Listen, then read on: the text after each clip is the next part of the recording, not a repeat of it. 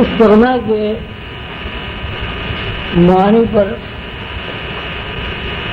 روحانیت میں بہت زیادہ توجہ بھی دی جاتی ہے، اور استغنا پیدا کرنے کے لیے بہت ساری تدبیریں بھی اختیار کی جاتی ہیں۔ منشا سب کا یہ ہوتا ہے کہ انسان کے ذہن میں یہ بات پوری طرح راسخ ہو جائے کہ اس دنیا میں جو بھی کچھ ہے اس کی اپنی ذاتی حیثیت کوئی نہیں ہے، وہ چیز جو یہاں موجود ہے وہ کسی نہ کسی ہستی کے تابع ہے، اور جس طرح وہ ہستی چاہتی ہے اسی طرح وہ چیز زندہ رہنے پر مجبور ہے، وہ چیز دوسروں کے کام آنے پر مجبور ہے، وہ چیز بڑھنے اور گھٹنے پر مجبور ہے۔ استغنا سے مراد یہی ہے کہ کسی روحانی شاگرد کے اندر ایسی طرز فکر منتقل ہو جائے کہ جس طرز فکر میں وہ کچھ بھی سوچے، کوئی بھی کام کرے، دنیا کا کام ہو، دین کا کام ہو، اس میں بیچ میں اللہ شامل ہو جائے۔ اس طرز فکر کو پیدا کرنے کے لیے بہت سارے امتحانات سے بھی آدمی کو گزرنا پڑتا ہے۔ کئی مرتبہ ایسا بھی ہوتا ہے کہ چیزوں کی تنگی، پیسے کی تنگی، صحت کی خرابی، ذہنی پریشانی اس طرح آدمی کے اوپر ڈال دی جاتی ہے پروگرام کے تحت کہ وہ اس سے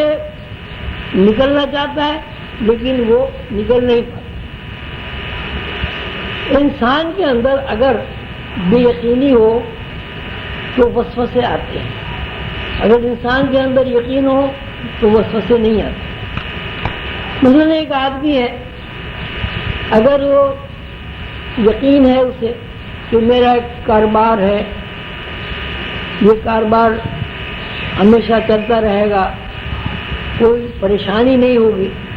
تو اسے اس قسم کے وسوسے نہیں آتے کہ کاروبار خراب ہو جائے گا تو کیا ہوگا، اور اگر کاروبار میں کہیں گھاٹا ہو گیا تو کیا ہوگا۔ وہ ایک سلسلہ اس کا چلتا رہتا ہے۔ لیکن اگر کسی آدمی کے کاروبار میں نقصان ہوتا رہے، اپنی اس کی ساری جد و جہد اور کوشش کے باوجود اسے کاروبار میں منافع نہ ملے، تو جد و جہد اور کوشش سے ایک تو تھک جاتا ہے، دوسرے یہ کہ اس کے اندر وسوسے پیدا ہو جاتے ہیں۔ کبھی وہ کہے گا کہ کسی نے کچھ کرا دیا ہے، کبھی اس کے ذہن میں یہ بات آئے گی کہ میری کوششیں ناقص ہیں۔ مقصد یہ ہے کہ اگر بے یقینی کا پیٹرن انسان کے ذہن میں کسی بھی طرح پیدا ہو جاتا ہے تو اس کے اندر وسوسے بہت آتے ہیں، اور جس قدر بھی وسوسے اس کے اندر آتے ہیں انہی وسوسوں سے وہ تکلیف محسوس کرتا ہے۔ مثلاً ایک آدمی ہے، اس کا کوئی دوست ہے، وہ جب بھی اس سے ملے گا خوش ہوگا، اس کے گھر جائے گا، دوست اس کے گھر آئے گا، آپس میں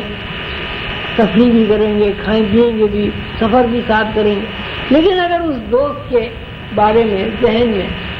یہ شک اور وسوسہ پیدا ہو جائے کہ یہ جو کچھ کہتا ہے ظاہری طور پر کہتا ہے اور دل اس کا میری طرف سے صاف نہیں ہے، اب آپ ایسے وسوسوں میں گرفتار ہو جائیں گے کہ اس دوست کے بارے میں جو بھی بات سوچیں گے آپ اس کا رخ غلط طرف مڑ جائے۔ حالانکہ اس بات کی آپ کو کوئی تصدیق نہیں ہے کہ وہ دوست آپ کا دوست نہیں ہے یا وہ آپ سے دشمنی کرنا چاہتا ہے، لیکن وسوسے کی بنیاد پر آپ اس دوست کے بارے میں اتنا کچھ سوچیں گے، اتنا کچھ سوچیں گے کہ آپ کی اپنی جو گھریلو زندگی ہے، جو کاروباری زندگی ہے، جو معاشرتی زندگی ہے، وہ بھی متاثر ہوتی ہے کہ یار وہ میرا ایک دوست ہے، وہ میں نے اس کو تو ہمیشہ دوست سمجھا، وہ میرے لیے یہ سوچتا ہے، وہ میری مخالفت کرتا ہے، وہ مجھے نیچا دکھانا چاہتا ہے، وہ میرا کاروبار فیل کرنا چاہتا ہے. تو یہ اس قسم کے جو واقعات ہوتے ہیں، تو اس کے بارے میں یہ ہے کہ اب وہ مہینہ 2 مہینہ 3 مہینے 6 مہینے دوست کے بارے میں اس کے اندر وسوسے آتے رہیں گے، اور 2 4 6 مہینے کے بعد اس کو ایک تجربہ ہوگا. وہ تجربہ کیا ہوگا؟ تو دوست کے بارے میں وہ سوچا کہ مجھے ابھی یہ نقصان پہنچا دے گا، مجھے ابھی یہ تکلیف پہنچا دے گا، لیکن 5 6 مہینے تک جب اس کی طرف سے کوئی تکلیف نہیں ہوگی یا کوئی تجرباتی عمل آپ کے سامنے نہیں آئے گا، تو اس میں یہ ہے کہ 2 صورتیں، یا تو آپ کہیں گے یار میں خامخواہ اس وسوسے میں مبتلا تھا، وہ تو اچھا آدمی نکلا، آپ شرمندگی محسوس کریں گے. لیکن اگر وہ دوست آپ کو تکلیف بھی پہنچاتا ہے، واقعی وہ آپ کے لیے اچھا خیال یا تصور نہیں رکھتا، اور آپ اس کی ایذا رسانی سے ہمیشہ محفوظ رہتے ہیں، تو اس کا مطلب یہ ہوگا کہ اب آپ کے ذہن میں یہ بات آئے گی کہ مجھے کوئی بچانے والا ہے، میری کوئی حفاظت کرنے والا ہے. اس سلسلے میں جتنے بھی یہ سالک لوگ ہوتے ہیں، تو ان کے اوپر ایسی حالت وارد کی جاتی ہے کہ وہ انتہائی درجے جب پریشان ہو جائیں اور انتہائی درجے جب مایوسی ان کے اوپر مسلط ہو جائے، نیند غائب ہو جائے، ہاضمہ خراب ہو جائے، بیزار ہو جائے دنیا سے، بیوی بچوں سے بعض اوقات بیزاری اس کے ذہن میں آ جاتی ہے، پھر اس کو یہ پتہ چلتا ہے یا وہ اپنی ارادے اختیار سے اس بات کو تسلیم کرتا ہے کہ میں تو کچھ بھی نہیں ہوں، میرا بچانے والا کوئی ہے، اللہ ہے، اس نے مجھے بچایا. مثلاً اس کی مثالیں ہیں کہ آپ کہیں جا رہے ہیں، اتفاق سے کوئی آدمی آپ کو مل گیا اور اس نے آپ کو کہا بھائی کہاں جا رہے ہو؟ اس نے کہا جی میں تو ملازمت کی تلاش میں جا رہا ہوں. تو انہوں نے کہا آؤ میں تمہیں ملازمت دلوا دیتا ہوں. تو اب آپ اس کو یہ کہیں گے کہ بھائی مجھے ایک دوست مل گیا تھا، راستے میں ایک جاننے والا مل گیا تھا، اور اتفاق ایسا ہوا کہ وہ تو میرا ہمدردی نکلا اور اس نے مجھے ملازمت دلوا. دوسری دفعہ یہ ہوا کہ آپ کی ملازمت چھوٹ گئی، پھر آپ کو کوئی آدمی مل گیا اسی طرح، اس نے بھی ملازم آپ کو کرا دیا، ہوگا مجھے فلاں دوست مل گیا تھا، اس نے مجھے ملازمت دلا دی. پھر یہ ہوا کہ اسی ملازمت میں کوئی اور آدمی آپ کو مل گیا، وہ ترقی کا ذریعہ بن گیا کہ آپ کی ملازمت میں ترقی ہو گئی. تو اس ملازمت کے سلسلے میں بار بار آپ کو اتنے تجربات ہوں گے کہ ان تجربات کی بنیاد پر آپ خود یہ سوچیں گے کہ بھائی کیا ہر بات ہی اتفاق ہوتی ہے؟ اور اگر ہر بات ہی اتفاق ہے تو دوسروں کے ساتھ اتفاق کیوں پیش نہیں آ رہا؟ میرے بھائی بھی ہیں، میرے دوست بھی ہیں، وہ میرے سے زیادہ تعلیم یافتہ بھی ہیں، میرے سے زیادہ سمجھدار بھی ہیں، میرے سے زیادہ ان کے تعلقات بھی ہیں، یہ اتفاق میرے ساتھ ہی کیوں مخصوص ہے؟ تو جب آپ اس طرز فکر سے سوچیں گے تو آپ کے ذہن میں بات آ گئی اتفاق کچھ نہیں ہے. اللہ تعالیٰ مجھے نوازنا چاہتے ہیں، اللہ تعالیٰ میرے حالات اچھا کرنا چاہتے ہیں، اللہ تعالیٰ مجھے خوشحال بنانا چاہتے ہیں. تو یہ استغنا میں ہر سالک کے ساتھ جس کے لیے کوئی خاص پروگرام ترتیب دے دیا جاتا ہے،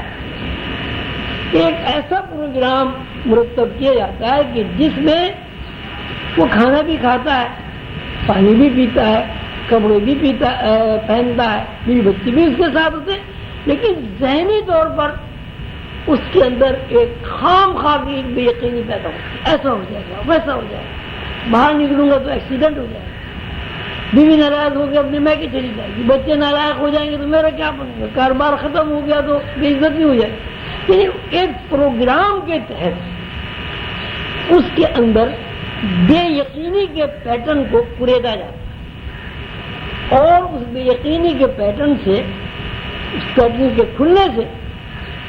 اس کے اوپر ایک دباؤ پڑتا ہے، اس کے اندر ایک پریشانی ہوتی ہے، اس کے اندر ایک بیداری آ جاتی ہے، وہ بسا اوقات انتہائی درجے مایوس اور نا امید ہو جاتی ہے. پھر وہ مایوسی نا امیدی اس طرح ختم ہو جاتی ہے کہ وہ کہتا ہے بھئی میں تو اتنے مہینوں پریشان رہا، یہ پریشانی تو تھی ہی نہیں، میں خامخواہ پریشان رہا، میری تو اللہ نے حفاظت کی. تو یہ استغنا کے طرزیں مختلف ہیں. کچھ ایسے استغنا کے طریقے ہوتے ہیں، مثلا ایک آدمی ہے اس کو پیسے سے بہت زیادہ محبت ہے، تو ایسا بھی پروگرام بن سکتا ہے کہ اس کو اتنا زیادہ پیسہ دے دیا جائے کہ اس کی ضروریات سے بہت زیادہ ہو. اب اگر اس کی ضروریات سے بہت زیادہ پیسہ ہو گیا تو ایک صورت تو یہ کہ اس کا پیسے کی ضرورت سے زیادہ اڑ جائے. بھائی مجھے کیا کرنا ہے؟ روٹی کھانی، کپڑے پہننے، یہ لاکھوں روپے جو بینک میں جمے اس سے مجھے کیا کرنا ہے؟ تو اس طرح پیسے سے اس کا ذہن ہٹ جائے گا. دوسری صورت یہ ہے کہ اس کو جب بہت سارا پیسہ دیا جائے اس کے اندر ہوس پیدا ہو جائے، ہرس پیدا ہو جائے، لالچ پیدا ہو جائے، تو قانون بن جائے گا.